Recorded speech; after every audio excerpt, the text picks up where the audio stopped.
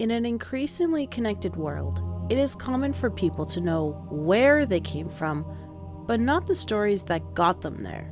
This is why I have collected a number of stories that my family has experienced as Mennonites.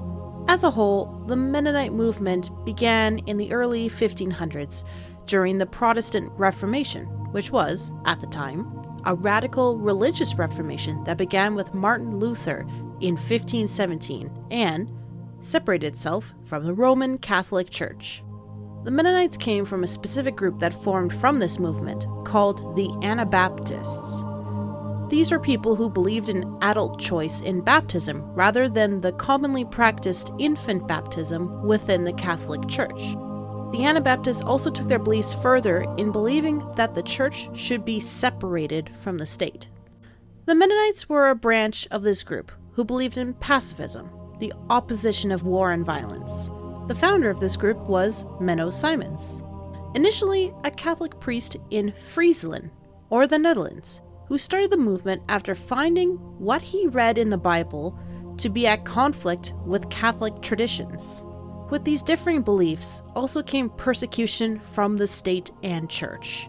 Due to this increased persecution, the Protestant Reformists and Anabaptists fled from the Netherlands. This caused them to become a people who, for almost a century, couldn't find permanent settlement. Throughout this time, their cause was gaining followers, which also gained some language contributions from the German culture they found themselves in. Eventually, they would settle down in modern-day Poland, maintaining their religious freedom and military exempt status while refining their craft of farming.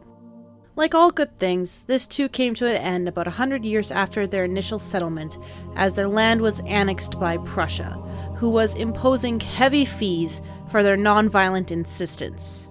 They were in turn rescued by Catherine the Great of Russia, who, in 1763, invited all Europeans to come and settle in New Russia, now known as Ukraine. A torrent of Mennonites flooded into Russia at this offer, settling in at both Chortasa and Molochna, among other colonies as they would become known. These colonies of Mennonites then took to the land using the farming practices they had honed in Poland over the last century.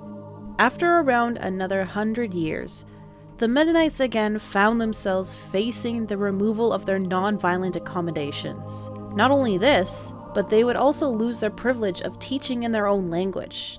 Due to the immovable position of the government, there began to be a Mennonite migration out of Russia. This migration started with the most conservative groups of Mennonites fleeing to North America.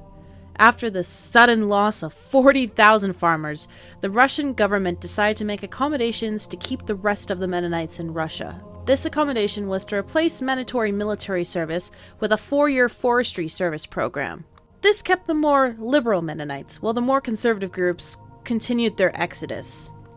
By 1905, land was becoming scarce, causing some Mennonites to move towards the Ural Mountains in order to establish themselves in more untouched farmland. One of these groups established a colony called Number 10, or Radnishnoi, and this is where the story begins.